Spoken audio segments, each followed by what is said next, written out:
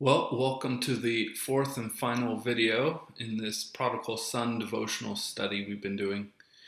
Just a quick recap. In week one, we looked at the larger context of Luke 15, how it builds this pattern of noticing that something of value is missing, doing the work necessary to regain that thing of value, and then celebrating when that thing has come home. And then in the second week, we focused in on the characters of the prodigal son story, the younger son and the elder son and the father.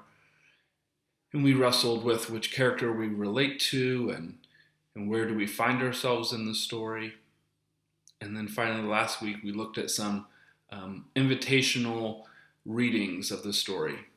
These stories are meant to draw us in so that we can find our place within them. And so we looked at three readings that are outside of the traditional readings of the story and said, how do we find ourselves in this story? What joy, what pain, what happens when we place ourselves into the story itself?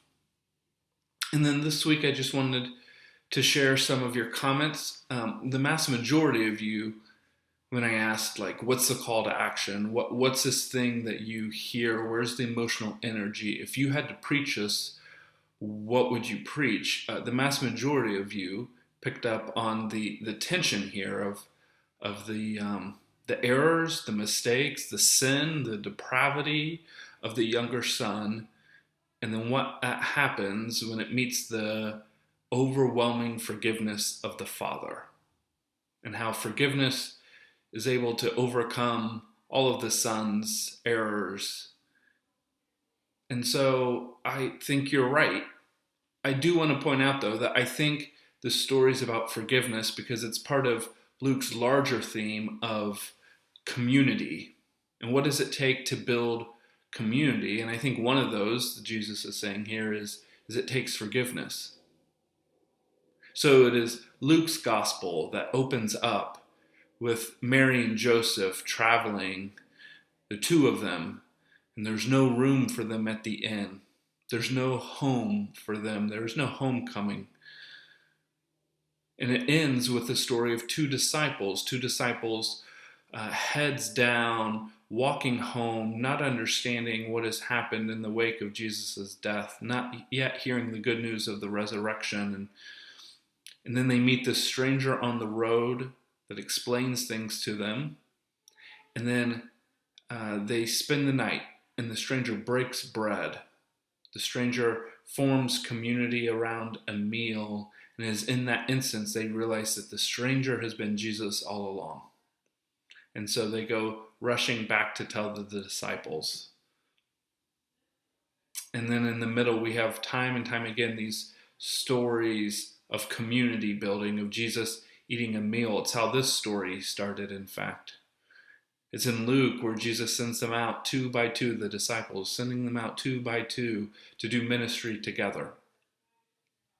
And so there's this larger theme of community and home, and what does it take to be successful in creating home for all people, home for the father and home for the younger sons and home for the elder sons as well.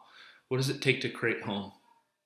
I know most of us these last few weeks I've been at home, some with families, others alone, and we miss our church families.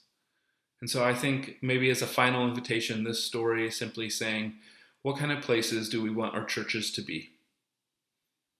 What kind of family values and attributes do our churches need so that all feel welcome, so that all feel included, so that all feel this sense of, oh, this is a place where I can meet Christ.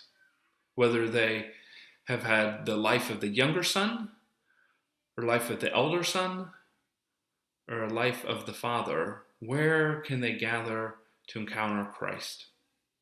Thank you for being with us for the last 4 weeks. As always, it's an honor to do this study with you. Have a blessed, blessed month.